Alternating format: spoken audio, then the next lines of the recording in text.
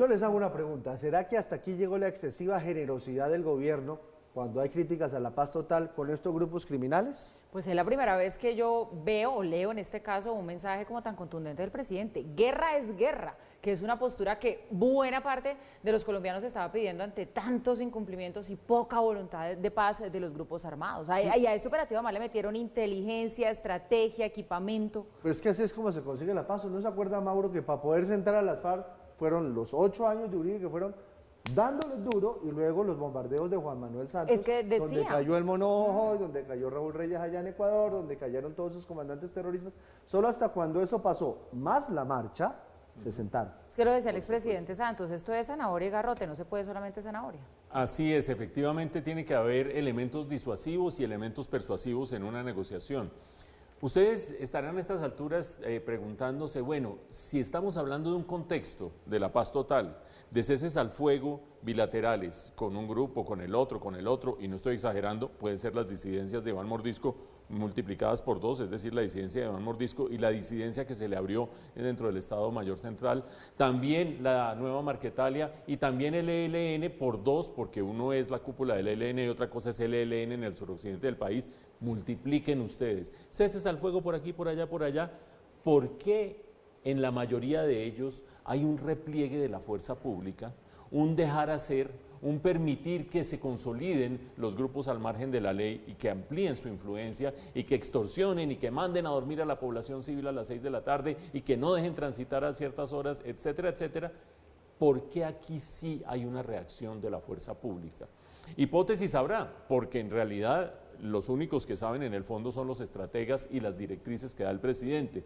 Pero hay por lo menos 2 o 3 indicios. El primero de ellos, ya habíamos oído en el mes anterior, durante el mes anterior, pronunciamientos fuertes del ministro de la Defensa.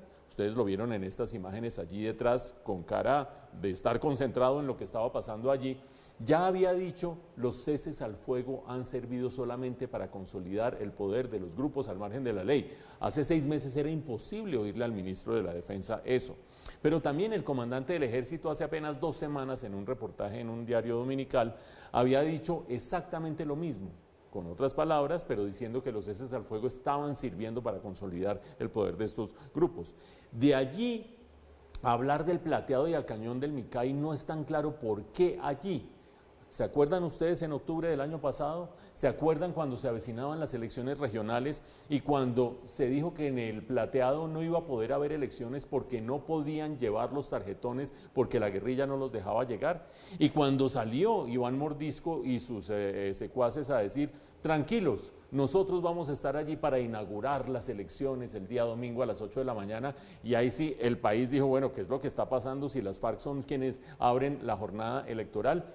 En ese momento finalmente entró el ejército y finalmente se empezó esta estrategia de retoma del Plateado y el Cañón del Micay, que es clave desde el punto de vista del tránsito del narcotráfico. Es decir, no es cualquier municipio, no es cualquier corregimiento, es un cañón que es crítico en la labor del narcotráfico. ¿Qué puede concluir uno? Que el gobierno está tranquilo con los ceses al fuego siempre y cuando no haya sublevación de la parte contraria que termine atacando y asesinando a la población civil, número 1. Número 2, que no se aproveche para hacer movimientos estratégicos dentro de la operación del narcotráfico, sí, que siga el narcotráfico pero en sus dimensiones correctas. Y número 3, que tanto el ministro de la Defensa como el comandante del Ejército muestran algo interesante dentro de la fuerza pública, y es que ya parece que la resignación de bajar la cabeza y dejar que los delincuentes anden por allí no es la regla dominante, al menos en todo el país. Por ahora, este episodio, como lo decía Pablo al comienzo, es muy distinto a lo que vemos en el resto del país y para mucha gente es una promesa de ilusión porque hay zanahoria, pero también hay garrote en un acuerdo de paz. Será el 1 de mayo lo que nos tiene así de proactivo, ¿no? Digo. No, esto viene, lo del Plateado viene desde hace varios meses ya esas operaciones por justamente ser un lugar de tránsito del narcotráfico. Sí, pero la reacción del presidente mayo, no. Sí, ya, exactamente, en 7 días estamos en 1 de mayo.